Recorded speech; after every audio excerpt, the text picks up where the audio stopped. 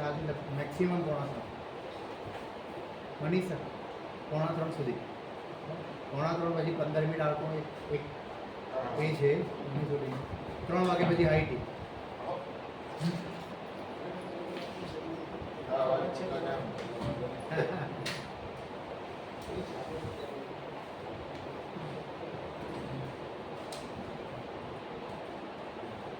પેલું કટિંગનું ફોટા મૂકી નથી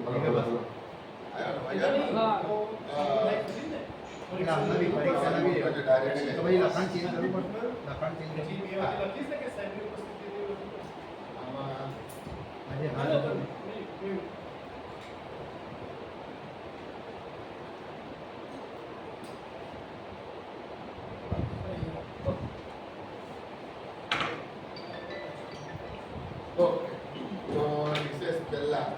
આપણે જે એનું આપણે કોઈ રિકેપ નહીં કરીએ, ડાયરેક્ટ નવા ટોપિક પર જતા રહીએ છીએ અને એ ટોપિક છે નવા પ્રકારનું ટ્રાન્સફોર્મરનું testing, the latest trend in testing.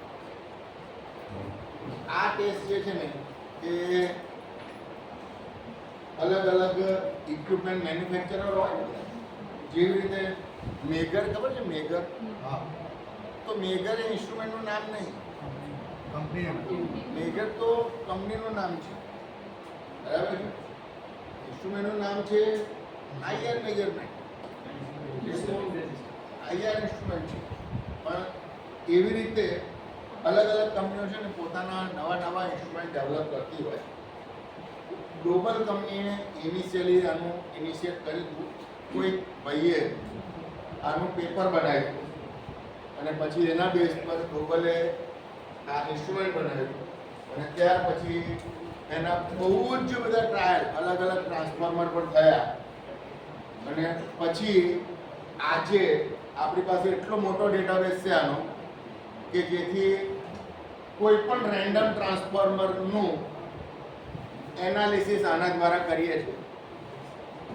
આ ટેસ્ટનો સૌથી વધારે ઉપયોગ ક્યારે થતો હતો કે જ્યારે મેં તમને કીધું ને કે જ્યારે ટ્રાન્સફોર્મર આપણે ચાર્જ કરીએ, અને મેં લેક્ચરમાં તમને કહ્યું હતું કે સીએસડી વગર તમે મહિનામાં 5-10 વાર ટ્રાન્સફોર્મર ચાર્જ કરતા હોય તો પછી વર્ષ દિવસમાં ટ્રાન્સફોર્મર પૂરું થઈ જાય. કેમ? એનું કોઈ કારણ મને કંઈ કહેશે કે એવું મેં કેમ કહ્યું? continuous it is under the pressure of surges. સર્જિસનું પ્રેશર ખરું, પણ જ્યારે છે ને તમે મોટર કરી ને મોટરને ખુલ્લી અહીંયા ટેબલ પર મૂકું, ધારો કે 2 HP ની મોટર છે અહીંયા, અને હું એને સપ્લાય સાથે જોડું તો શું થશે? સ્ટાર્ટિંગ કરંટ તો વધારે લેશે, ચાલો ઠીક છે. પછી કોઈ આવું કર્યું હોય ને તો ખબર હોય, વાઇબ્રેટ થાય થોડી, વાઇબ્રેટ ઉછળે, હા આમ થાય, હા હા હા બરાબર ને? તો એવું કેમ થયું? હીરોમાંથી એકદમ હાફ સ્ટેન્ડ સ્ટેન્ડ પોઝિશનમાંથી મેક્સિમમ રોટેશન થવા માટે ઇનિશિયલી બહુ જ બધો કરંટ જે ડ્રો થયો, એનું બહુ જ બધું મેગ્નેટિઝમ બન્યું અને એને લીધે ઇનિશિયલ ટોર્ક, એકદમ એટલો બધો ટોર્ક હશે કે બોડીને જે દિશામાં શાફ્ટ ફરવાનો છે ને એની ઊંધી દિશામાં બોડી રોટેટ થવા ટ્રાય કરશે અને જો મોટર મજબૂત હોય તો પલટી મારી જાય. ટેબલ પરથી મોટર પડી ગયા એના બનાવો લેબોરેટરીમાં બહુ વાર બનેલા છે. યાર MS યુનિવર્સિટીમાં મેં મોટર પાડી, કેમ કે આમ પકડી રાખવાની હોય અને તમારે સ્ટાર્ટ કરવાની, એને બદલે આમ પકડ્યા વગર જ ઝાટકો આપી દીધો તો મોટર ટમ્બલ થઈ ગઈ નીચે, બરાબર? તો જ્યારે પણ તમે મોટરને સપ્લાય આપો અને એના રોટરને કેવું ફરવું હોય છે, એના ના ફરવા દેવાનો એક ટેસ્ટ આવે છે જેને લોક રોટર ટેસ્ટ કહેવાય. જે કેસમાં આપણે ઇન્ટેન્શનલી એને નથી ફરવા દેતા, પણ તે વખતે આપણે વોલ્ટેજ ફૂલ નથી આપતા, તે વખતે વોલ્ટેજને ગ્રેજ્યુઅલી વધારીએ છીએ. સેમ વે મોટર ટ્રાન્સફોર્મરમાં તમે જ્યારે ફૂલ વોલ્ટેજ આપો છો તો એના બંને વાઇન્ડિંગને ફરવું હોય છે ટૂંકમાં, બરાબર છે? એટલો બધો આંચકો આવે કે જો તમે એલવીને અને HV ને બરાબર ક્લેમ્પિંગ ના કર્યું હોય તો ઉછળે અને કોઇલ ઉચકાઈ જાય અને કોર જોડે અડીને શોર્ટ થઈ જાય, ટ્રાન્સફોર્મર ફેલ જાય. એટલો બધો ઝરકા. અને એવા ધારો કે પહેલા ઝરકમાં એવું કશું ના થયું, બીજા ઝરકમાં એવું કશું ના થયું, 10મા ઝરકમાં કશું ના થયું. એનો મતલબ એવો થયો કે ટ્રાન્સફોર્મરમાં કોઈ નુકસાન નથી થયું. બરાબર છે? એક મોટો પથ્થર છે, મોટા પથ્થર પર એક નાની હથોડીથી હું રોજ ટકોરો મારું છું. એ પથ્થર તૂટવાનો નથી, પણ ધેટ ડઝન્ટ મીન ક્યારે કંઈ નુકસાન નહીં થયું. બરાબર છે? માઇક્રો ડિફોર્મેશન જેને કહેવાય, એ માઇક્રો ડિફોર્મેશન થયા જ કરે. અને જ્યારે ટ્રાન્સફોર્મરમાં ટર્મિનલ શોર્ટ સર્કિટ થાય, ઇન્ટરનલ શોર્ટ સર્કિટ થાય, અથવા તો નિયર બાય સર્કિટમાં ફોલ્ટ થાય, આ બધા કેસમાં જે LV સર્કિટ ઇમ્પિડન્સ એ તમે પાવર સિસ્ટમમાં ભણાવો છો, જ્યારે તમે P બસ અને Q બસ ભણાવો અને પાવર ફ્લો એક બસ પરથી બીજા બસ પર પાવર ફ્લો કેવો થાય છે, રેસિડ્યુઅલ વોલ્ટેજ કેટલા છે, શોર્ટ સર્કિટ કરંટ કેટલો જાય છે, H મેટ્રિક્સ, Y બસ અને Z બસ, આ બધું ભણાવો. બરાબર છે? તો આ બધાય ભણાવતી વખતે જે type of fault, symmetrical fault, asymmetrical fault, અને પછી એસિમેટ્રિકલ ફોલ્ટના ટાઈપ, સિમેટ્રિકલ ફોલ્ટના ટાઈપ, તો એમાં સિમેટ્રિકલ ફોલ્ટમાં સૌથી અઘરો ફોલ્ટ ટ્રિપલ LG ફોલ્ટ, એને એવું કહેવાય. બરાબર છે? તો triple LG fault this is very rare, very rare. અત્યાર સુધી મેં કોઈ પણ દિવસ 24 વર્ષનું ફિલ્ડમાં છું, I have never seen that. પણ આપણે સિસ્ટમને એના માટે ડિઝાઇન કરીએ છીએ, ઇવન ટ્રાન્સફોર્મરને એના માટે ડિઝાઇન કરીએ છીએ, અને છતાં એવો ફોલ્ટ નહીં આવતો તોય ટ્રાન્સફોર્મર ફેલ થાય છે. બરાબર છે? એટલે એ બિલ્ડ ક્વોલિટી પર જાય થોડું, પણ ફેસ ટુ ગ્રાઉન્ડ ફોલ્ટ થયો, ધારો કે R face to ground fault થયો, તો R ફેઝનું વાઇન્ડિંગ એ છે કે વધારે મિકેનિકલ સ્ટ્રેસમાં આવશે અને વધારે મૂવમેન્ટ કરવાનો ટ્રાય કરશે. એમાં બે ટાઈપના મૂવમેન્ટ આવે, એક રેડિયલ ફોર્સ આવે અને એક એક્સિયલ ફોર્સ આવે. બરાબર છે? અને બંને ફોર્સ વાઇન્ડિંગને ડિફોર્મ જ કરે છે. ઓકે, એક હદ કરતાં વધારે ફોર્સ આવે તો વાઇન્ડિંગ પોતે અંદર કચડાઈ જાય. બરાબર છે? અને એવા ફોટા બધા બહુ મારી પાસે છે, જો કોઈને જોવા હોય. બરાબર? કેમ કે થર્ડ પાર્ટી ઇન્સ્પેક્ટરમાં જઈએ ત્યારે આ બધું જોવા મળે. એવા ફોટા છે કે જેમાં LV યોકનો કોર ઉંચકી બહાર આવી જાય. મતલબમાં યોકનો કોર એટલો બધો મજબૂત ક્લેમ્પ હોય કે યોકના કોર પર મારેલો જે ફ્રેમ છે એ ફ્રેમથી આખો એક્ટિવ પાર્ટ તમે ઉંચકતા હોય. મતલબમાં જો 10 MVA નું ટ્રાન્સફોર્મર હોય તો 8 થી 10 ટન એક્ટિવ કોર કોઇલ એસેમ્બલીનું વજન હોય છે. એ 10 ટન વજન તમે ઉંચકો, એ ફ્રેમને એ કોઇલ એક બાજુથી આખી ઊંચી કરી દે, એટલો બધો ફોર્સ લાગે. હવે એવા ફોર્સ લાગવાથી ધારો કે ટ્રાન્સફોર્મર ડેમેજ નથી થયું, પણ એને માઇક્રો લેવલ પર નુકસાન પહોંચ્યું અને એ ટ્રેન્ડ ટુ ડેમેજ છે, એવું કહેવાય કે હવે ધીરે આ દિશામાં વધશે તો આગળ જતા ફોલ્ટ થશે. એવા પ્રકારના નાના ફોલ્ટ આઈડેન્ટિફાઈ કરવા માટે અત્યાર સુધી ટ્રાન્સફોર્મરના એક્ટિવ પાર્ટને સાઇટ પર પ્લેટ ખોલી અને ક્રેનથી બહાર કાઢવાનો, તાડપત્રીમાં મૂકવાનો, અને પછી મારા તમારા જેવા 5-25 લોકો ભેગા થાય, ચા બા પીવે, નાસ્તો વાસ્તો કરે, આ કોન્ફરન્સ આપણે કરીએ જેવી કોન્ફરન્સ કરે અને એના પર ચર્ચા કરે. બધા ફિઝિકલ ડાયમેન્શનનું મેજરમેન્ટ આપે, જેમાં કોઇલની ડીશ વચ્ચેના ડિસ્ટન્સ, કોઇલથી કોઇલના ડિસ્ટન્સ, કોરની હાઇટ, કોરની વિડ્થ, એમાં કંપનીમાંથી માણસોને બોલાવવામાં આવે અને ફિઝિકલ ડાયમેન્શન જોડે ફિઝિકલ ડાયમેન્શન મેચ કરવાનું. અને મેચ કર્યા પછી ધારો કે કોઈ પણ જગ્યાએ ડેવિએશન લાગે છે તો એને કરેક્ટ કરી શકાય કે ના કરી શકાય એ ઓબ્ઝર્વ કરવાનું, અને થઈ શકતું હોય તો રિપેર કરીને પાછું મૂકવાનું. આ ઓલ્ડ પ્રોસિજર છે. આ ટેસ્ટ જે છે ને એ ટ્રાન્સફોર્મરને ઊંચકી ને બહાર કાઢ્યા વગર, સર્વિસમાંથી બહાર કર્યા વગર, મતલબમાં એની સર્વિસ પોઝિશન પરથી હટાયા વગર, ઓઇલ કાઢ્યા વગર, ઇવન નટ બોલ્ટ ખોલ્યા વગર, ખાલી એના ઇલેક્ટ્રિકલ કનેક્શન આઇસોલેટ કરી અને તમે આ ટેસ્ટ પરફોર્મ કરો તો તમે 95% એક્યુરેસીથી એની બધી જ ફિઝિકલ મોમેન્ટ જાણી શકો. અને એ જાણવા માટેનો તરીકો એવો છે કે એક ઉદાહરણ આપું છું કે આપણે આ રૂમમાં બેઠા છીએ, બરાબર છે? એવું સમજો કે આપણે બધા જ કંડક્ટર છે, અલગ અલગ કંડક્ટર, બરાબર છે? હવે આપણા બધા જ કંડક્ટરની અંદર બધા જ કંડક્ટરમાં હાઈ વોલ્ટેજ જઈ રહ્યા છે. તો મારા અને પંડ્યા સાહેબ વચ્ચે કેપેસિટન્સ બનશે, મારા અને આ ભાઈ જોડે કેપેસિટન્સ બનશે, મારા અને પેલા બેન જોડે કેપેસિટન્સ બનશે, દરેક ઇન્ડિવિજ્યુઅલનું બીજા ઇન્ડિવિજ્યુઅલ જોડે કેપેસિટન્સ બનશે, બરાબર છે? આમાંથી કોઈક લોકો એકબીજા જોડે હાથ પકડ્યા હશે તો એ બેનો કેપેસિટન્સ એકબીજા જોડે મર્જ થઈ જશે અને એક કમ્બાઇન્ડ ઓવરઓલ કેપેસિટન્સ ફોર્મ થશે.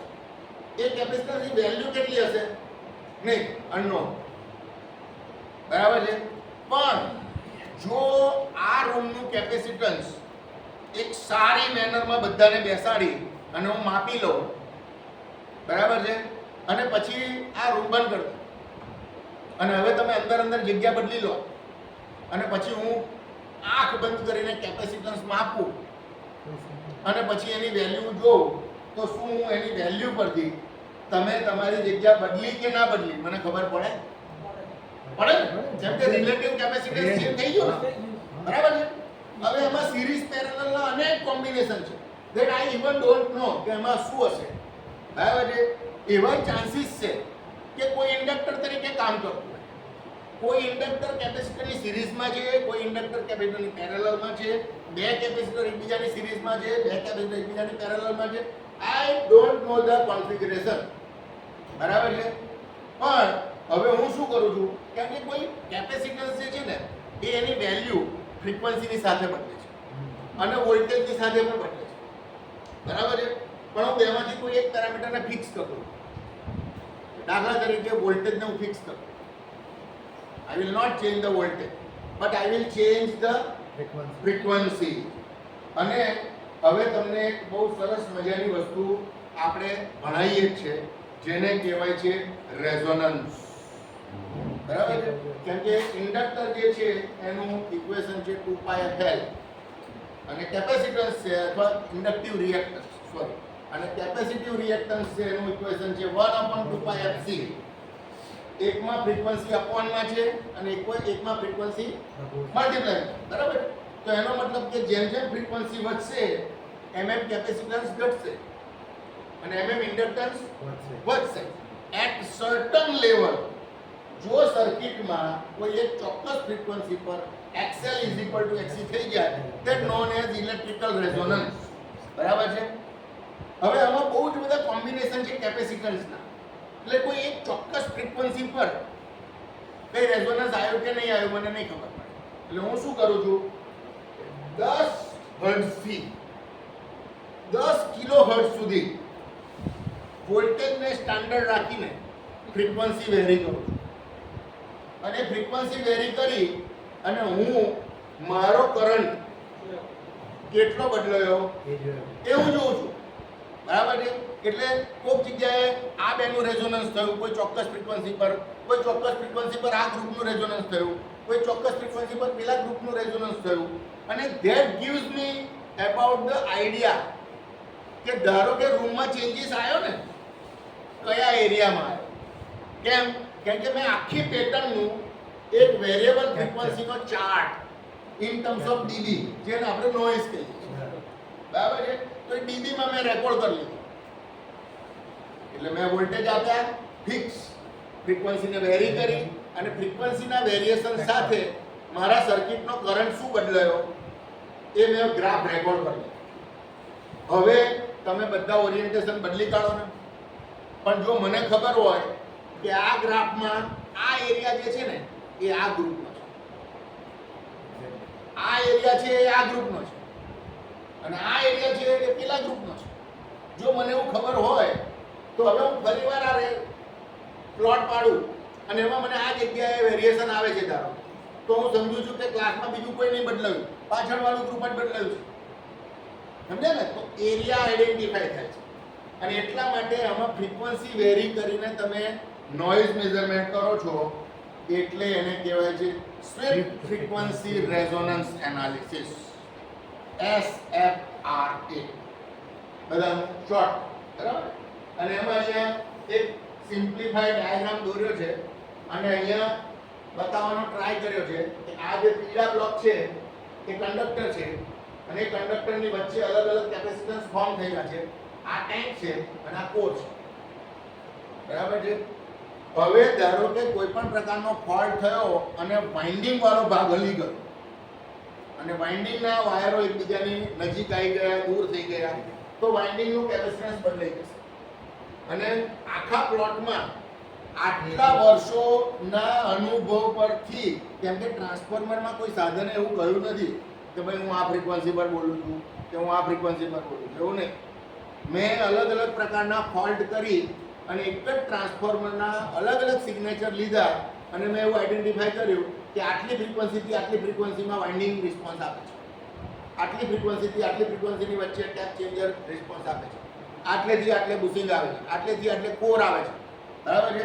અને એ બધી મહેનત એ જે તે કંપનીઓએ જે તે વખતે કરી, એકબીજા જોડે ડેટા શેર કર્યા અને હવે એક હ્યુજ રેકોર્ડ બજારમાં અવેલેબલ છે.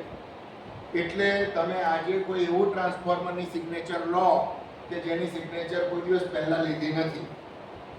ટૂંકમાં મેં આવા 5000 ક્લાસના ડેટા લીધા હોય અને પછી હું કહું અચ્છા કેટલા જણ હતા, આટલા જમણી બાજુ કેટલા બેઠા હતા, ડાબી બાજુ કેટલા બેઠા હતા, આટલી જ મને માહિતી મળે તો હું સિગ્નેચરના બેઝ પર એનાલાઇઝ કરું પાછળના જ માણસો બદલાયા છે, બરાબર છે કે ભાઈ આ જ માણસો બદલાયા છે. તો એ સ્ટાન્ડર્ડાઇઝ જેને કહેવાય એક ચાર્ટ, એ ચાર્ટમાં એરિયા આપ્યા છે.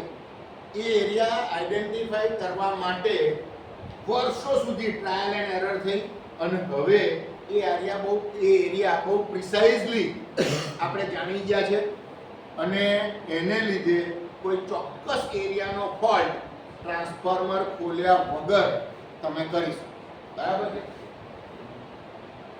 આ એનું ઇન્સ્ટ્રુમેન્ટ છે, બરાબર? આ મેજર કંપનીનું ઇન્સ્ટ્રુમેન્ટ છે, આ ઈસા ISA નું છે અને આ જે છે એ ગ્લોબલ છે. આ કંપનીએ શરૂઆત કરેલી, પહેલા ઇન્સ્ટ્રુમેન્ટ આના જ આવતા હતા, પછીથી બધી કંપનીઓએ ધીરે ધીરે ઇન્સ્ટ્રુમેન્ટ લોન્ચ કર્યા. ઇન્સ્ટ્રુમેન્ટ આટલું નાનું આવે, 23 લાખ રૂપિયા કિંમત છે, આટલું જ નાનું, અને પ્રોપ લગાડવામાં જરાક બી ભૂલ કરી એટલે રીડિંગ બદલી.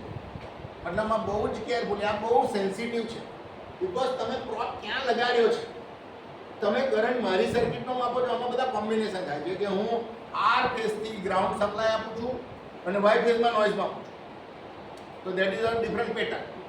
હું આર ફેઝમાં સપ્લાય આપું છું અને આર ફેઝની પેટર્ન માપું છું, તો દેટ ઇઝ ડિફરન્ટ. આર ફેઝમાં સપ્લાય આપીને બી ફેઝનું માપું છું, તો અલગ. આર વાય બી 3 શોર્ટ કરીને સપ્લાય આપું છું, તો અલગ. આરમાં સપ્લાય આપીને એલવીમાં જોઉં છું, તો અલગ.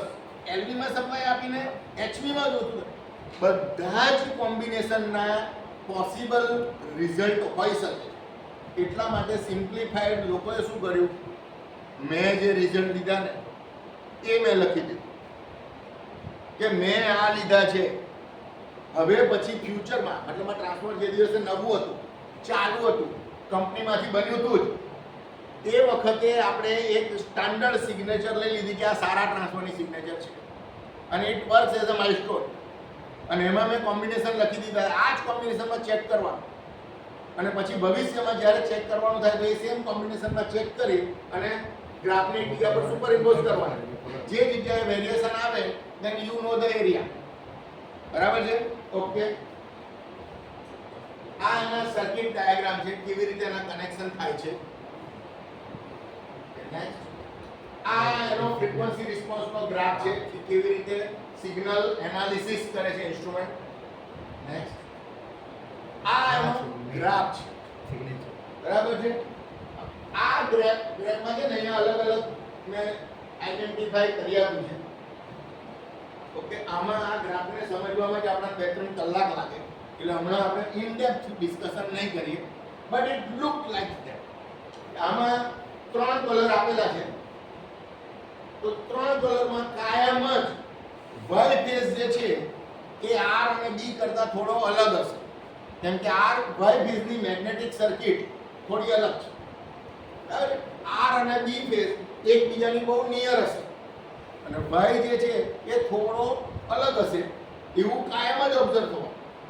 બરાબર, એટલે વાય ફેઝને આર ફેઝ પર જોડે સરખાવવાનો નહીં, આર ફેઝને બી જોડે સરખાઈ શકે. નેક્સ્ટ, આ અલગ અલગ પ્રોબ્લેમ બતાવેલા છે. જો ત્રણેય ફેઝ અલગ છે, પણ બહુ વધારે પડતો અલગ છે. લખ્યું છે લાલ જેવું છે. બરાબર છે. તો વાય ફેઝ અને આર ફેઝ એકબીજાને બિલકુલ સુપરઇમ્પોઝ ના હોય, પણ જોડે જોડે જ ચાલતા હોય. બરાબર, હવે આમાં તો બહુ વધારે પડતું ડેવિએશન આવી જવા દો. અચ્છા, ઓકે. એસે બારેમાં આ સિવાય કોઈને કશું પૂછવું હોય તો આપણે છેલ્લે 5 મિનિટ રાખી દો, કેમ કે બહુ ડિફિકલ્ટ છે થોડો ટેસ્ટ. એટલા હમણાં એકદમ લેટેસ્ટ ટ્રેન્ડ આવ્યો છે, tan ડેલ્ટા. તમે લોકો સાંભળ્યું? tan delta. ઓકે, તો tan ડેલ્ટા જે છે ને, અત્યાર સુધી આપણે જ્યારે પણ tan ડેલ્ટા કરવું હોય તો ઇન્સ્ટ્રુમેન્ટને બંધ કરવાનું, ઇલેક્ટ્રિકલ સપ્લાયથી છોડી દેવાનું, ત્યાર પછી 1 કેવી, 2.5 કેવી, 5 કેવી, 10 કેવી અલગ અલગ વોલ્ટેજ પર કેપેસિટન્સ અને ડિસિપેશન ફેક્ટર, બરાબર છે, કાં તો tan ડેલ્ટા માપો કાં તો cos phi માપો.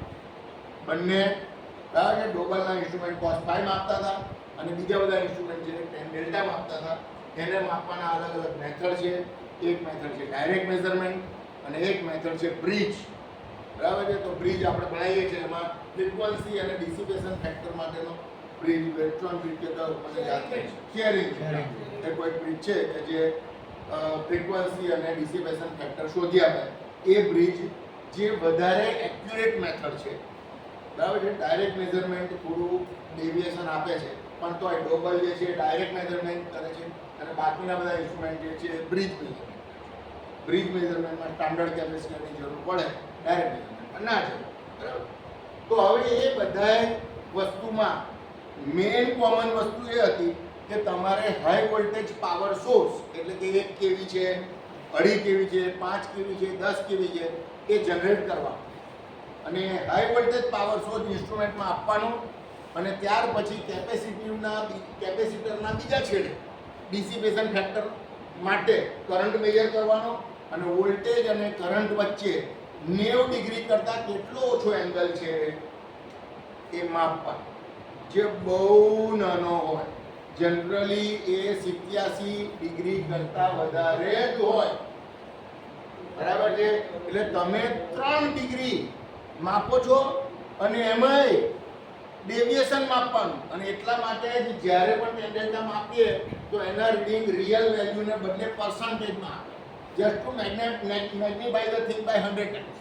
બરાબર છે. કેમ કે 0.20 પછી 2-4 ડિજિટ આવે ડેવિએશન જેને, તો એને મલ્ટીપ્લાય બાય 100 કરી અને પેલા આંકડા થોડા આગળ લાવવાના, કે જેથી કરીને પાછલી વેલ્યુ આપણને મળે. અને એ ડેવિએશનની વેલ્યુ જો જનરલી નવા ઇન્સ્ટ્રુમેન્ટ હોય તો 0.2-0.3% હોય છે, પણ જ્યારે 0.8 અથવા તો અમુક કેસમાં ઇક્વિપમેન્ટ વાઇઝ એની રેન્જ આપેલી છે.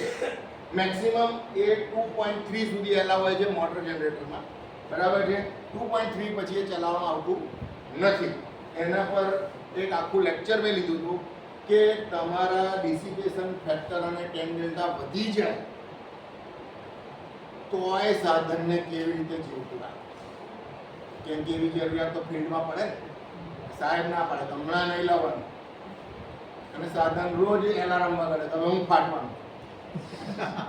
બરાબર ને. અને જ્યાં સુધી તમને ડાયાબિટીસ જેવું ખબર ના હોય ત્યાં સુધી પેડો ખાવામાં કોઈ રિસ્ક ના લાગે, સમજ્યા? પણ જેવી તમને ખબર પડી એટલે તરત એવું લાગે કે હવે આ પેડો નહીં ભાઈ સુગર વધે. એટલે જ્યાં સુધી તમને ખબર નથી કે આનું tan ડેલ્ટા વધી ગયો છે ત્યાં સુધી રોજ એ સાધનની નજીકમાં જઈએ, આ આપણું સાધન છે, આપણું સાધન છે એવું કરતા હતા. હાથ મૂકીને પછી જેવી ટેન ડેલ્ટા વધી ગયું ખબર પડે ને ભાઈ દૂર રહેતું ગમે ત્યારે ફાટે. બરાબર ને? આવી સિચ્યુએશન આવે છે. તો એ ટેન ડેલ્ટા જ્યારે 0.8 ક્રોસ થઈ જાય, હવે તમારે દર વર્ષે એને માપ્યા કરવું પડે. દર વર્ષે માપો અને એનો લિનિયર સ્લોપ હોય તો તમે એની લાઈફ પ્રિડિક્ટ કરી શકો. It's a very good test. એને હવે એલ્સ્ટોમ અને બીજી હવે અહીંયા ઇન્ડિયામાં 3 કંપની આવી છે જે લોકો લાઈવ ટેન ડેલ્ટા મેઝરમેન્ટ કરે છે. લાઈવ મતલબ આ સાધન ચાલુ જ છે અને ચાલુમાં જ એનું ટેન ડેલ્ટા માપવા. આ 5 વર્ષ પહેલા મેં જ્યારે ભચુંડા કરીને કચ્છમાં એક સબસ્ટેશન છે ઓલ જીઆઈએસ, મતલબ આ જેટકોનું એકમાત્ર ઓઇલ જીઆઈએસ સબસ્ટેશન કે જ્યાં 400 કેવી બાય 220 કેવી બાય 132 કેવી બાય 66 કેવી બાય 11 કેવી ઓલ જીઆઈએસ, બધું જ જીઆઈએસ એક જ વાળામાં આખું સબસ્ટેશન આવી ગયું. ત્યાં આગળ ટ્રાન્સફોર્મરના બુકિંગનું ઓનલાઈન ટેન ડેલ્ટાનું કનેક્શન કરવા જ્યારે ગયા અમે લોકો, ત્યારે મારા માટે બી બહુ જ નવી વસ્તુ હતી. મારે બહુ જાણવું હતું કે અચ્છા આ આખી વસ્તુ છે શું, કે લાઈવમાં તમે ટેન ડેલ્ટા પોઈન્ટ ખોલી નાખો અને એના પર એક સેન્સર લગાડો અને એ સેન્સર એટલું મજબૂત હોય કે 220 કેવી ને 400 કેવીના બુશિંગનો લીકેજ કરંટ છેક ડબ્બા સુધી આવતો હોય અને તમે આમ રીડિંગ લઈ રહ્યા હોય ત્યારે પરોક્ષ રીતે તમે 400 કેવી જોડે ડાયરેક્ટ કનેક્ટેડ સિસ્ટમના ભાગને આમ ડબ્બાને અડો હોત. It was very surprising. અલ્લામાં તમને ખબર જ છે કે આ દોરીના પેલા છેડે વાઘ છે, બરાબર છે, અને તમારે દોરી પકડવાની આમ થાય ના. હું સાચી વાત કહું, જેણે એ વસ્તુ જોઈ છે એને માટે કૌતુક છે કે ભાઈ 400 કેવી પર ઓનલાઈન કેમનું એમ. અને મારા માટે બહુ નવી વાત હતી. એ હવે બહુ રૂટીન થઈ ગયું છે. 400 કેવીના ટ્રાન્સફોર્મરમાં જેટકોએ ઇનિશિયેટિવ લીધું છે કે લગભગ બધી જગ્યાએ ઓનલાઈન ટેન ડેલ્ટા મેઝરમેન્ટ કરાવશે. એના માટે આ બુકિંગનું કન્સ્ટ્રક્શન બતાવ્યું મેં તમને. અહીંયા ટેન ડેલ્ટા પોઈન્ટ છે, એક વોલ્ટેજ ટેપ જે લખેલું છે એ ટેન ડેલ્ટા પોઈન્ટ છે અને એનું કન્સ્ટ્રક્શન કેપેસિટર જેવું હોય બુશિંગનું, બરાબર છે. એના પર આપણે ફરીથી આરામથી ચર્ચા કરીશું કે એનું કેવી રીતે બુશિંગનું કન્સ્ટ્રક્શન કેપેસિટર જેવું થયું. આ ટેન ડેલ્ટા લેવા માટેની મેથડ્સ છે કે કઈ રીતે તમે લેતા હો છો. આ વસ્તુ આ ત્યાંના છે, સાઈડના ફોટા છે, બરાબર છે, જ્યાં આ ટેન ડેલ્ટા આ બુશિંગ છે અને બુશિંગના પગમાં આ સેન્સર લાગ્યું અને આ ડબ્બામાં આવ્યું અને આ ડબ્બામાં 3 ડિસ્પ્લે હોય છે જે ડિસ્પ્લેમાં ગ્રાફ પણ આવે અને આને કોમ્પ્યુટર સાથે કનેક્ટ કરો તો રિયલ ટાઈમ ટેન ડેલ્ટા એ મારા માટે બહુ એવું લાગે કે હજુય હું આઈ કાન્ટ બિલીવ કે તમે 400 કેવીની લાઈવ સર્કિટમાં કોમ્પ્યુટરને પણ જોડતો અને એક પોઈન્ટ પર એ કોમ્પ્યુટરે 400 કેવીની સર્કિટ જોડે આમ સીધું જોડાયેલું જ છે. એટલે મને એવી જ્યારે બીક લાગે કે આ પેલું બુશિંગનો ટેપ જરાક લૂઝ થયો જરાક અને જો વોલ્ટેજ જનરેટ થયા પેલા ડબ્બામાં આવશે, એ ડબ્બાથી કાર્ડમાં આવશે અને છે કંઈ કોમ્પ્યુટરના કીબોર્ડ પર આવી જશે. હું સાચું તમને કહું છું. એટલે એ કોમ્પ્યુટર બચુંડામાં પેલા ખૂણા મૂકાયું તો અહીંયા મૂક ભાઈ એને, અહીંયા નહીં, અલા દૂરથી લેજો રેડી. મેં બધાને એવું કહ્યું ભાઈ દૂરથી લેજો. ટેકનોલોજી બધી સારી, વાઘ જોડે ફોટો પડાવવાનું બહુ સારું, પણ પેલા આવી તો પેલી હા પેલા ભાઈને કઈ ગયો વાઘની જોડે ફોટો પડાવવા જતો હતો ને. એટલે આ વાઘ જેવું છે કે ભાઈ ફોટો પડાવવાનું તો બધાને ગમે પણ જો કઈ જાય તો નાટક થઈ જાય. એટલે આ ઓનલાઈન ટેન ડેલ્ટા અત્યારે આ લોકો બુશિંગના, સિટીના અને પીટીના 3 ઇન્સ્ટ્રુમેન્ટ માટેના ઓનલાઈન બનાવ્યા છે. ટ્રાન્સફોર્મરના ઓનલાઈન ટેન ડેલ્ટાના સેન્સર બનાવી રહ્યા છે. એટલે પછી કદાચ ટેન ડેલ્ટા મેઝરમેન્ટ કરવા માટે ટ્રાન્સફોર્મર બંધ કરવાની જરૂર પડશે નહીં. Very latest. હજુ આખા ગુજરાતમાં 3 જ ઇન્સ્ટોલેશન થયા છે, બરાબર. એટલે આ તમે શોધવા જશો તો વડોદરા, ભરૂચ, આખા રોડ પર કોઈ પણ જગ્યાએ નથી. આસોજમાં એક જ બુશિંગમાં ટ્રાયલ લાગેલું છે, ભરચુંડામાં 2 ટ્રાન્સફોર્મરની અંદર લાગેલા છે અને નવસારીમાં 1 ટ્રાન્સફોર્મરના 1 બુશિંગમાં લાગેલું છે, બરાબર. એટલે ટ્રાયલ ડેમો કરી રહ્યા છે. સક્સેસ જશે તો પછી બધા ઇમ્પ્લિમેન્ટ કરશે. આ સિટીનું છે. આ સિટી આ બીજી જગ્યાનું છે એબીપી વાળાએ ફોટો મને આપ્યો હતો આ બીજા કોઈ જગ્યાએ લોકો સિટીનું લગાડ્યું સિટીનું એટલે ઇન્સ્ટોલેશન ભારતમાં નથી ગુજરાતની વાત નહીં ભારતમાં નથી પીપલ ડોન્ટ બિલીવ મારા જેવા બીકણ બધા બહુ જ છે અને બધા બીકણ જ સારા બરાબર છે કેમ કે આમાં કશું બી ફેલ થયું તો અત્યારે ટેબલ પર બેઠો બેઠો માણસ જતો રહે અમારે ના પડે હા એની કંઈ પણ આ વાત ગુણ ના હોય ઓકે નેક્સ્ટ આ એના સિગ્નેચર છે જે લોકો આમાં ડીલ કરે છે એમને ખબર છે કે 10 ડેલ્ટાની વેલ્યુ જનરલી 0.2 0.3 એવું સમથિંગ હોય આ ત્રણે ત્રણ ફેઝની 10 ડેલ્ટા વેલ્યુ છે આ ત્રણે ત્રણ ફેઝનું કેપેસિટન્સ છે પિકોફેરાડમાં અને આ એનો મિલી એમ્પિયરના કરંટનો ગ્રાફ છે આમાં કોઈ પણ જગ્યાએ ડેવિએશન થશે ત્યારે આ કરંટ પહેલા બગડશે અને જોડે જોડે 10 ડેલ્ટા બગડશે અને રિયલ ટાઈમમાં you can predict the life you can predict the problem and before it get burst તમે એને અર્લી સ્ટેજમાં આઈડેન્ટિફાઈ કરી લો ઓકે હવે આ જે વસ્તુ છે જે તમને ગુજરાતમાં પર્ટિક્યુલરલી બહુ બધી જગ્યાએ જોવા મળશે આ બકેટ નહીં આના પછી આ તો એક સામાન્ય છે આ તો બધી જગ્યાએ જોવા મળે એ છે nitrogen injection fire protection NIF ગુજરાતમાં એક ઇલેક્ટ્રિકલ ઇન્સ્પેક્ટર આવી ગયા હતા માધાભારે અને એણે એવું કહી દીધું કે ટ્રાન્સફોર્મર માટે ફાયર પ્રોટેક્શનની બીજી કોઈ પણ પ્રકારની સ્કીમ અમે નહીં ચલાવી NIPS જ લો ગાંધી સાહેબ કરીને હતા ઇલેક્ટ્રિકલ ઇન્સ્પેક્ટર એણે એવો સર્ક્યુલર કાઢ્યો અને કોઈ પણ રાજ્યમાં ઇલેક્ટ્રિકલ ઇન્સ્પેક્ટર જે છે એ સુપ્રીમ ઓથોરિટી છે એ કે એટલે કરવું જ પડે આપણા માટે એ સુપ્રીમ કોર્ટ જેવું છે એટલે એણે કીધું કે આપણે કરો તો કરવું જ પડે એટલે બધાએ ટ્રાન્સફોર્મરમાં NIPS લગાડેલા એ પહેલાં કોઈને ખબર નથી NIPS શું છે બરાબર છે બહુ રિસન્ટ ડેવલપમેન્ટ છે આ અને આપણે ભારતમાં CTR પહેલું ડેવલપ કરે અને એનું પેટન્ટ કરાય બરાબર છે એટલે CTRની મિકેનિઝમ પર બીજા કોઈ પણ પ્રકારના બીજા બન્યા છે પણ એ CTRની મિકેનિઝમ પર નહીં બીજા બધાએ પોતપોતાના બનાવ્યા અત્યારે બીજી 5 કે 6 કંપનીઓ બનાવે છે આ મલ્સીફાયર છે જેને કહેવાય કે જ્યારે પેલા આલ્કોહોલના બલ્બ પેલા પિક્ચરમાં બતાડે ને આમ લાઇટરને આમ ફોરેન પાણી પડે આ એવું જ છે કે પેલા બલ્બ હોય જ્યારે ટ્રાન્સફોર્મરમાં આગ લાગે અને આ બલ્બ ગરમ થઈને ફાટે ત્યારે પાણી એનો મતલબ કે મર્યા પછી મોઢામાં ગંગાજળ રેડવાની વિધિ બરાબર છે મરતા પહેલા કશું થઈ શકે નહીં આ પાણી નાનકડો આગનો ભડકો થયો હોય તો એ રાહ જુએ કે આખું સળગવાનું પછી જ હું ઓળવીશ ત્યાં સુધી હું નહીં જાણું એટલે આ એનું લખું ના હતું કે જે સેન્સર છે સેન્સરની નજીકમાં ફાયર થઈ હોય તો એ ઇઝીલી એક્સટેન્ગ્યુશ કરે અધરવાઇઝ એને સળગવા દેવું પડે ટેમ્પરેચર એચિવ થાય પછી જ મોકલે આ સિસ્ટમ એવી છે કે વિચ પ્રિડિક્ટ્સ આ છે ને ફાયર થવા જ દેતી નથી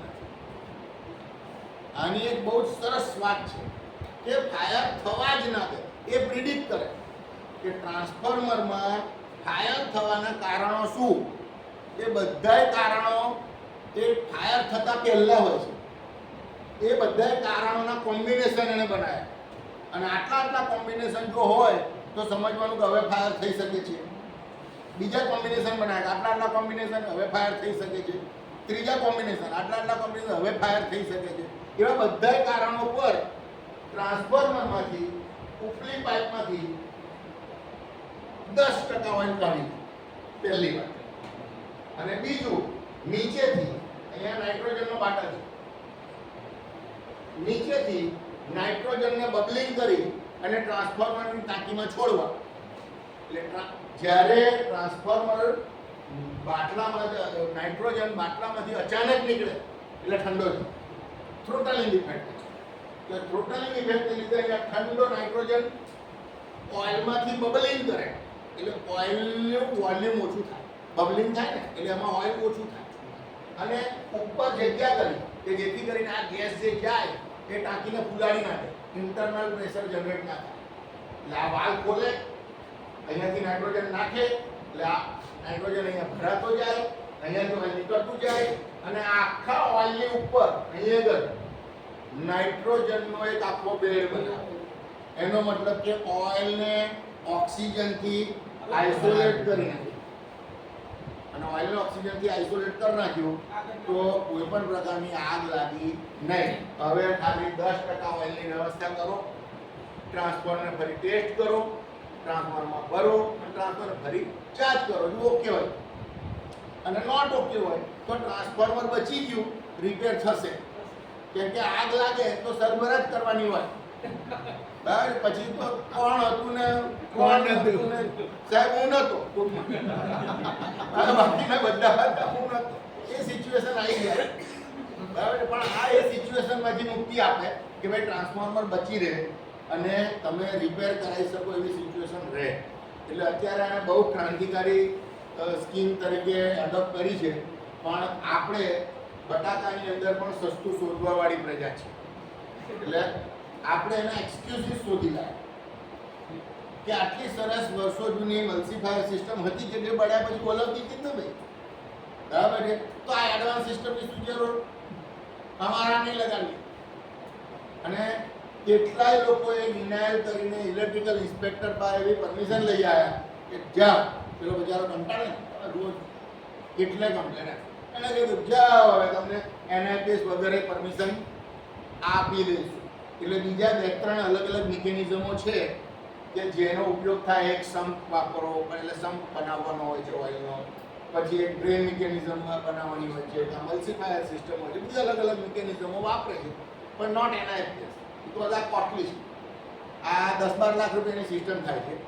એટલે ટ્રાન્સફોર્મરની કોસ્ટના પ્રમાણમાં થોડા ટકા કહેવાય. હવે આમાં કેવું છે, પ્રોજેક્ટ લેવલ પર 1% માટે પેલું પરચેઝવાળા નાટક કરતા હોય છે અને 1% એવું લાગે 4% ભાવ ઘટ્યો છે તો મહેનત કરે કે ભાઈ આ નહીં કરતો. એટલે હવે NIPS થોડા ઓછા લાગે છે. પણ તોય હું બધાને કહું છું કે જે લોકો ઓથોરિટીમાં છે અથવા કોઈ ઓથોરિટીને ઓળખે છે તો એને ખર્ચ કરીને NIPS લગાવડાવો. હું CTRની વકીલાત નથી કરતો. બરાબર છે? બીજી 2-4 કંપનીઓ જે સસ્તી પણ આપે છે પણ એ બહુ અર્લી સ્ટેજમાં ડિટેક્ટ કરશે. બિફોર ઇટ ગેટ બર્સ્ટ તમારું ટ્રાન્સફર પછી જશે. આ એની મેઝરમેન્ટ કોમ્બિનેશન છે કે ટ્રાન્સફોર્મર આઇસોલેશન જે છે આ એન્ડ છે. બરાબર? આમાંથી કોઈ પણ મતલબ આ 3 એરા એને મળે તો જ આગળની વસ્તુ ચાલે. એમાં એવું લોજિક આ તો એને જોઈએ જ છે કે ટ્રાન્સફોર્મર આઇસોલેશન, એનો મતલબ કે ટ્રાન્સફોર્મરનું બ્રેકર ટ્રીપ થયેલું હોવું જોઈએ. એને ટેકનિકલ ભાષામાં કહેવાય 86 ઓપરેટેડ. 86 એ આંશિક કોડ છે માસ્ટર ટ્રીપ માટેનો. બરાબર છે? તો 86 ઓક્ટેટ. તો આ 86 ઓક્ટેટ જાય છે. 86 આવી એનો મતલબ કે ટ્રાન્સફોર્મર ટ્રીપ થઈ ગયું. ઓકે? જો એ ટ્રીપ ના થયું હોય અને તમે 10% ઓઇલ કાઢો તો અંદર ધડાકો થાય. ના થવાનો હોય તો છે. એટલે પહેલું એ જુએ છે કે ભાઈ આઇસોલેટ થઈ ગયું. ઓકે? પછી બીજા પહેલો ફાયર ડિટેક્ટર અથવા ડિફરન્શિયલ રિલે. બહારના ફાયર ડિટેક્ટરે ફાયર જોઈ કે પછી ડિફરન્શિયલ રિલે આવી. ડિફરન્શિયલ રિલે આવે તો ડિફરન્શિયલ રિલે એ યુનિટ પ્રોટેક્શનની કેટેગરીમાં આવે છે. ઇટ હેઝ સર્ટન બાઉન્ડરીઝ અને એ બાઉન્ડરીની અંદર ફોલ્ટ છે તો વી કેન કન્સિડર કે આ ટ્રાન્સફોર્મરનો જ ફોલ્ટ છે. બરાબર છે? તો એ ડિફરન્શિયલ રિલે આવી અથવા ફાયર ડિટેક્ટર આવ્યું એનો સિગ્નલ. ત્યાર પછી બીજી 3 વસ્તુ, એક છે ગ્લુકોઝ રિલે, એક છે PRV અને એક છે રેપિડ પ્રેશરાઇઝ રિલે. આ જે rapid pressurize relay is not very common. મોટા ટ્રાન્સફોર્મરમાં લગાવવામાં આવે છે. આ નથી હોતી તો ખાલી આ 2. બરાબર છે? એનો મતલબ કે આ 3માંથી 3 કન્ડિશન ફૂલફિલ થાય તો એવું સમજો કે માસ્ટર ટ્રીપ આવી, ટ્રાન્સફોર્મર ડિફરન્શિયલમાં ટ્રીપ થયું અને PRV ઓપરેટ થયો. PRV એટલે ટ્રાન્સફોર્મરમાં ધડાકો થયો અથવા ગ્લુકોઝ ઓપરેટ થયો તો ટ્રાન્સફોર્મરમાં ધડાકો થયો. ધડાકો થયો છે એનો મતલબ કે આગ લાગી છે. બરાબર છે? તો એવા બધા કેસમાં એક્સટિંગ્વિશન ચાલુ કરી દે અને ટ્રાન્સફોર્મરને બળી જતું બચાવે. આ એવી ક્રાંતિકારી સિસ્ટમ છે. ઓકે, આ એનું એકચ્યુઅલ ડાયાગ્રામ લાગેલો છે તે ફિલ્ડમાં કે આ રીતે લગાડે. આપણા જેટકોનો ફોટો છે. બહુ વૈભવી દેખાતું નથી. જેટકોના સબસ્ટેશન થોડા ગંદા ગોબરા હોય, કેમ કે આપણે એવું વિચાર્યું છે કે પુરુષોને ક્યાં રૂપની જરૂર છે. બરાબર, આવું મને 80 સાહેબે કહ્યું. ચાણક્યની વાત કહી. બોલો, આ હું સાચે તમને કહું છું, મને ચાણક્યના વાક્યો કહ્યા હતા કે સ્ત્રીને એના રૂપની ચિંતા કરવી જોઈએ, કેમ કે એની કિંમત એના રૂપથી છે, અને પુરુષે એના મગજની ચિંતા કરવી જોઈએ, કેમ કે એની કિંમત એના મગજથી છે. જબરું લાગે. એટલે આપણે કેવું છે કે ઇતિહાસમાં રામ ભગવાનનો ઉપયોગ જ્યારે જેવી રીતે કરવો હોય એવી રીતે કરવાનો. સાહિત્ય ઓપન છે, બરાબર છે. જેને જેમ મિનિંગ કાઢવો હોય એમ લોકો કાઢે, એવું છે. એટલે આ પેલું સબસ્ટેશન ગંદુ કોબરું દેખાય તો આપણે એવું કે ભાઈ રૂપની કઈ ચિંતા આપણે ચાલવું જોઈએ. પાવર કટ થયો ને નહીં થયો તો બરાબર છે. બરાબર છે. ઓકે, હવે કોઈને કંઈ ક્વેશ્ચન હોય તો પૂછી શકો. બાકી હું બિલીવ કરું છું કે તમે બધા ઘણા હોશિયાર છો, એટલે આમ કોઈ પ્રશ્ન થાય નહીં. સર, નાઇટ્રોજન કુલિંગ સિવાય એની કઈ એડવાન્સ કુલિંગ આવ્યું છે? શું? હા, નાઇટ્રોજન કુલિંગ તમે જે કીધું ને એમાં. હા, નાઇટ્રોજન કુલિંગ ના કહેવાય ને, નાઇટ્રોજન ફાયર ફાઇટિંગ હા, ફાયર ફાઇટિંગ સિસ્ટમ. સિસ્ટમ. એનાથી કઈ એડવાન્સ ગેસ યુઝ થાય? આનાથી એડવાન્સ કોઈ ગેસ, કેમ કે બીજા બધા જ ગેસ જે છે ને એ ઓઇલમાં ભળી જાય તો એને પાછા કાઢવા પડે. તો ભાઈ બધું જ ઓઇલ ફિલ્ટર કરો.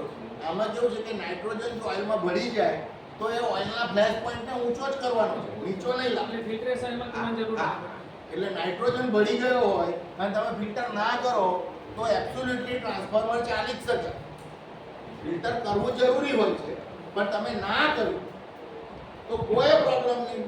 જો તમે નાઇટ્રોજન મેડિકલ ગ્રેડનો રાખ્યો હોય તો નાઇટ્રોજન કોમર્શિયલ ગ્રેડનો આવે અને મેડિકલ ગ્રેડનો. મેડિકલ ગ્રેડના નાઇટ્રોજનનું ડ્યુ પોઈન્ટ -80 પ્લસ હોય, એટલે -80, -90, -100, ઇટ કેન ગો ટુ 120.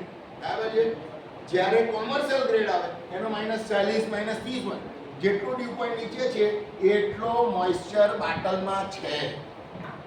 એનો મતલબ કે જ્યારે તમે પબ્લિક કર્યું ત્યારે એટલો મોઇસ્ચર તમે અંદર જતો રહ્યો તો ભાઈ એને રિમૂવ કરો. If you are damn sure કે આપણો નાઇટ્રોજનનો બાટલ એકદમ કોરો તો એ જરૂર નહીં. ખાલી ઓઇલ ભર દો, ટ્રાન્સફોર્મર ટેસ્ટિંગ કરો, પેરામીટર ચેક કરો, બધું ઓકે હોય તો પછી ટ્રાન્સફોર્મર ટ્રેનથી ચાલુ કરી શકો, કન્સિડરિંગ કે માલ ઓપરેશન. બરાબર છે. પણ જનરલી આવા કેસમાં માલ ઓપરેશન થતું નથી. જ્યારે જ્યારે એના કેસ થાય ઓપરેટ ત્યારે તમારા સુપિરિયરની સલાહ લઈ એની હાજરીમાં જ દરેક કામ કરવાનું. કેમ કે હાથીને ચણાનો લાડવો ખવડાવતા જો હાથી માંદો પડે તો ચણાના લાડવા ખવડાવવાના ઝૂલમાં તમને જેલની સજા જાય. આપણાને ખબર છે કે આટલા લાડવાથી હાથીને કઈ થાય નહીં. સીસીટીવી જુઓ, છેલ્લે કોને ખવડાવે? ચલો આપણે ગયા ચણાનો લાડવો ખવડાવે, હાથ પકડવાનો.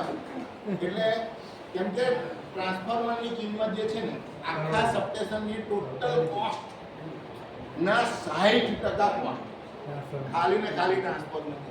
તમે ટ્રાન્સફોર્મરને સબસ્ટેશનમાંથી કાઢી લો, સબસ્ટેશનની કોઈ જરૂર નથી. ખ્યાલ આવી ગયા? આખા ભારતમાં એમાં 2-3 સબસ્ટેશન છે કે જેમાં ટ્રાન્સફોર્મર નથી. That you call link substation. 10-12 પર લાઈન આવે, 10-12 પર જતી વોલ્ટેજ ચેન્જ ના થાય. એવા બહુ ઓછા સબસ્ટેશન. બાકી દરેક સબસ્ટેશનમાં ટ્રાન્સફોર્મર હોય અને જે કંઈ મહેનત કરવાની છે ને ટ્રાન્સફોર્મર બચાવવા જ કરવાની. કે એનો કરંટ માપો, એને આઇસોલેટ કરી દો, રિલે મૂકો, અને જાત જાતના અર્થિંગ આપો, ને એલે આપો, ને રોજ મેન્ટેનન્સ કરો, ને ફિલ્ટર કરો, ને ટેમ્પરેચર જુઓ, ને ઠંડુ રાખો, બધું જ. બરાબર. એટલે હવે એવા સાધન વિશે કશું બી નિર્ણય લેવો હોય તો it is not about any individual. બરાબર. Unless and until you are plant head. અને પ્લાન્ટ હેડને પૂછવું પડે માલિકને, કેવું કરું સાહેબ? 1.5 કરોડ રૂપિયા ટકોરો મારી તો પાસ કે ફેલ. એટલે પેલો બી વિચારે બરો જ્યોતિષી પૂછો કે શું લખ્યું છે રાશિમાં. ના ભાઈ, આ સત્ય હકીકત. even after every reading is good, there are quite chances કે તમે બટન દબાવો કે બરાબર છે. ઇલેક્ટ્રિકલ સાધનો જો એ હાઈ વોલ્ટેજ રિલેટેડ હોય તો એનો ફેલિયરનો ગ્રાફ આ બધા યાદ રાખવાનું, તમારા સાહેબને સમજાવવાનું. બરાબર તો બહુ વડે નહીં.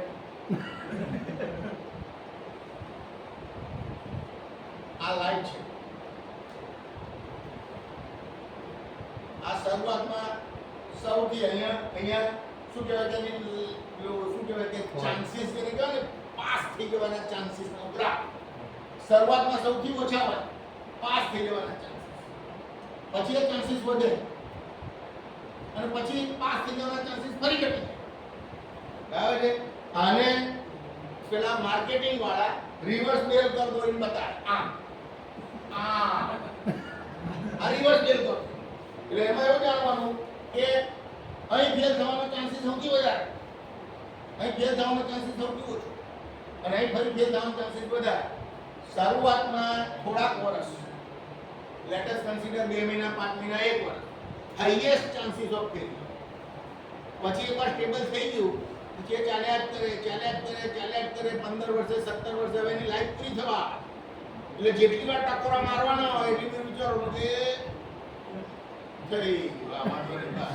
ચાલો ઘટાડાવે ના બરાબર. તમને આ સિચ્યુએશન એવી છે કે ઇલેક્ટ્રિકલ ઇક્વિપમેન્ટને ફેલ થવા માટે કોઈ કારણની જરૂર નહીં. બરાબર છે. એમાંના 500 કારણ એવા છે કે તમને ખબર નહીં પડતી. આ પેલા ડોક્ટર જે બોડીમાં પ્રયોગ કરે ને અત્યારે પેલો મેડિકલ ફિલ્ડનો પેલો ડોક્ટર કહેતો નથી there are so many things that we don't. બરાબર છે. એટલે અમારે આવું કેવું પડે છે there are many things which we don't know. એટલે આપણે પ્રોબેબિલિટી ફેલિયરની ઘટાડીએ છીએ. it cannot be zero. અને આ રેકોર્ડ કહું છું કે તમે હાઈ વોલ્ટેજ સાધનોને ભાઈ 1 લાખ મેગાઓમ વાળી સિટી જેની આયર વેલ્યુ સારી નવી સિટી એડામાં ટેસ્ટ કરેલી BHEL જેવી બ્રાન્ડ કંપની બરાબર છે. SMS વાળા આયા એ લોકોએ વાયરિંગ કર્યું, મેં ચેક કર્યું, પ્રાઇમરી કર્યું, બધું જ ઓકે. આ ચાર્જ કરું 1 કલાકમાં ડમ, 1 જ કલાક પૂરો. શું કારણ? અરે નહીં ખબર યાર. BHEL વાળો કે અરે સબ ટેસ્ટ કિયા था.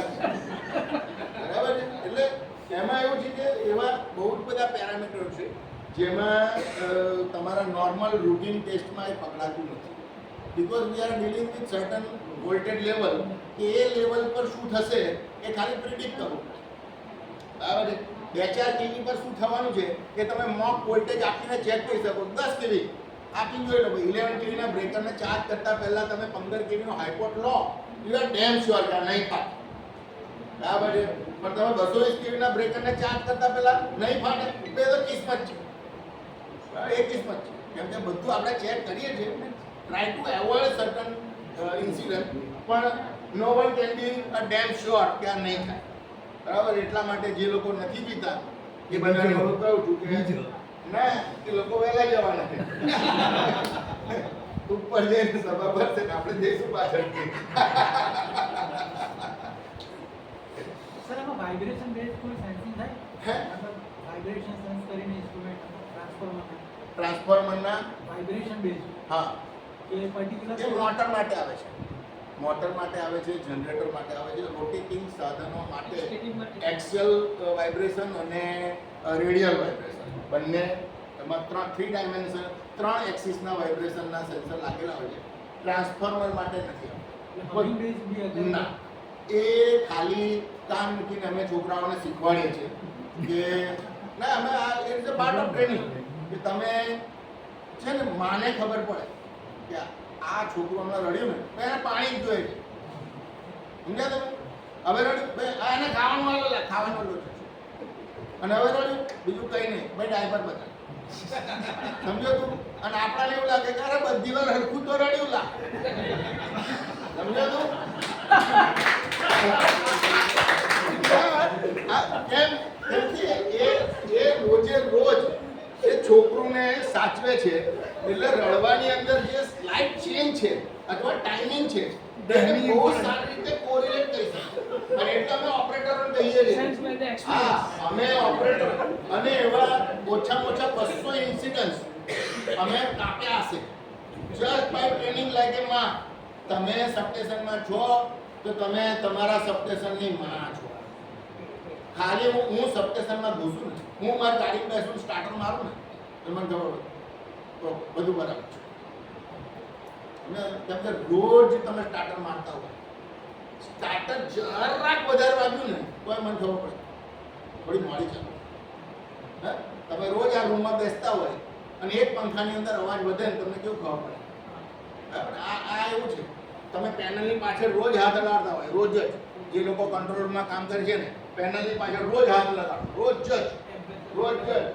તમને આંખ બંધ કરી ખબર પડશે આ ઇંક તમારે આવી ગયું કારણ કે ઇંક તમારામાં વધારે લોડ આવે ને એટલે તમને ખબર પડે આ ઇંક તમારે આવી ગયું અને આમ રોજ કેલિબ્રેટ કરતા હોય અને એક મિનિટમાં આજે ટેમ્પરેચર વધારે છે બરાબર છે અમે આખી સિટી ફાટી જતી બચે એલવીસીટી પડી જ જવાની હતી ખાલી ટેમ્પરેચર એ અમારા ચૌહાણ સાહેબ છે જેટકોના છે રિટાયર થઈને અમારી જોડે હતા રોજ આવી જોડે અને મને ફોન કરે પેનલનું ટેમ્પરેચર 2 થી 3 ડિગ્રી વધારે છે એટલે હું કેમનું માપ્યું ના કે મને ખબર પડે છે કે તો અમે તાત્કાલિક સનફાર્માને ફોન કર્યો અમે બધા ગયા શટડાઉન લીધું રિસ્ક જ હતું પણ 3 ડિગ્રી વધારે લાગ્યું ઢાંકણું ખોલ્યું ને તો કેબલનું ટર્મિનેશન ભરી દીધું બરાબર એટલે રોજ તમે જો ટ્રાન્સફોર્મરને ચાર્જ કરો હું કંટ્રોલ રૂમમાં બેઠો હોઉં અને 15 મિનિટ ટ્રાન્સફોર્મર ચાર્જ થાય ઓકે બરાબર ચાર્જ થયું છે કમ્પ્લીટ ચાલો જરા વધારે કરંટ લીધો ખબર ડીસી ઓફસેટ આવી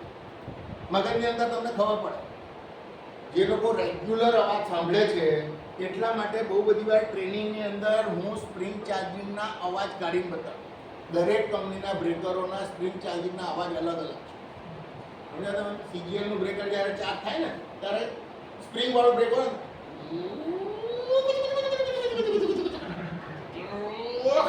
આવું કરે અને સિમેન્સનું બ્રેકર છે ને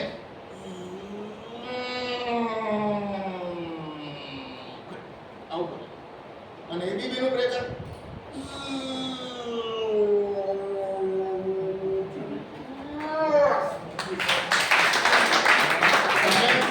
તમે ખાલી અવાજ સાંભળો ને તો ખબર પડે આ કઈ કંપની બ્રેકર છે અને ટ્રેનિંગ આવ્યું અને અવાજ રેકોર્ડ કરેલા જ નતા અને અવાજ રેકોર્ડ કરેલા જો તમે ફોનો ફ્રેન્ડ કરે ને બહુ બધા લોકો ફોનો ફ્રેન્ડ કરે તો સાહેબ આવું થઈ ગયું શું કરું ભાઈ હમણાં શું થયું સાહેબ આવું થયું બરાબર છે તો આવું તમને તો એ અવાજ પરથી તમે બહુ બધું કહી શકો પણ એના માટે તમારે રોજે રોજ અવાજને સાંભળવાની ટેવ પડેલી તમે ટ્રાન્સફોર્મરના રેડિએટર પર ખાલી કાન મૂકીને કહી શકો કે કોર બોલ્ટ ઢીલો થયો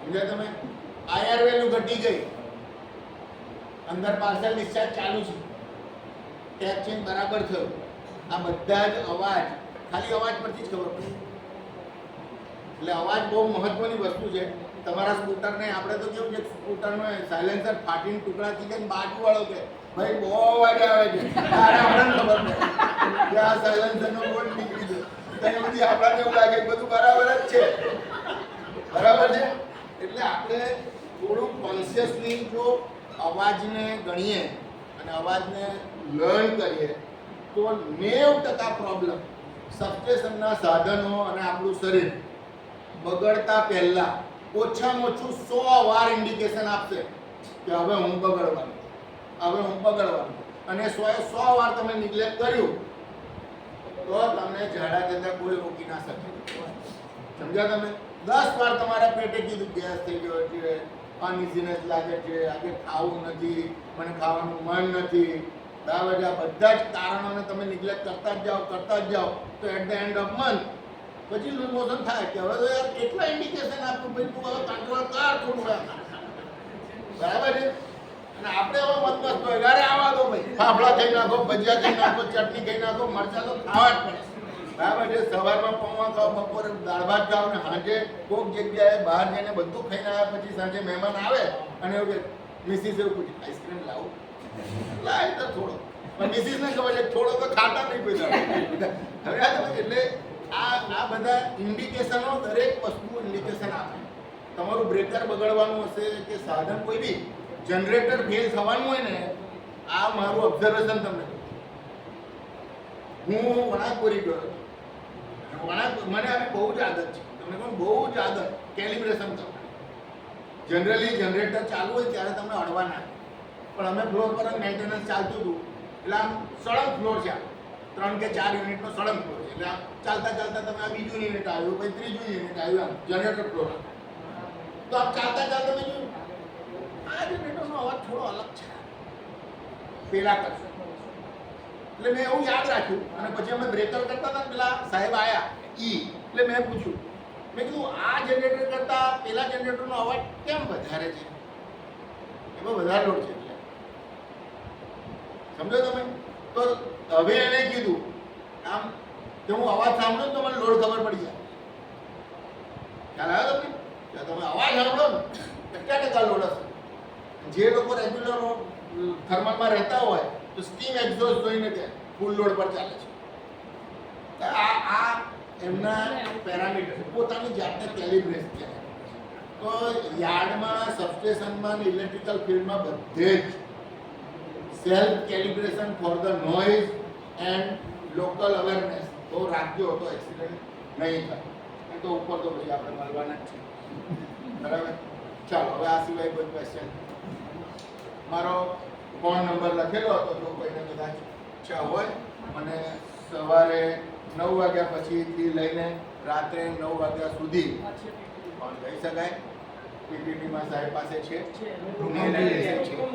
બરાબર. તો તમે કોઈને કંઈ ક્વેરી હોય તો મને મોકલી શકો. વોટ્સઅપમાં હું તરત જવાબ આપું નહીં, અને તરત જવાબ આપશે કે હું હોઉં. ના બરાબર, મારી મિસિસ આપે છે, મિસિસના કોમ્પ્યુટરમાં વોટ્સઅપ ચાલે એટલે એને જેવું ખબર પડશે કાલે વાત કરું અથવા તો પછી વાત કરું એવું કંઈક તમને કહી દેશે. તરત જવાબ આવે તો તમારે સમજવાનું મેં આપ્યો નથી. અને અર્જન્ટ હોય તો વોટ્સઅપમાં ફોટો મોકલીને મને ફોન કરજો. અર્જન્ટ ફોન હોય તો હું ગમે ત્યારે કરીશ. ઓકે, બોલો આ સિવાય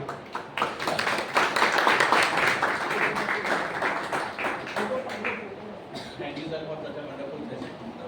Now I request Sunny Purani sir to kindly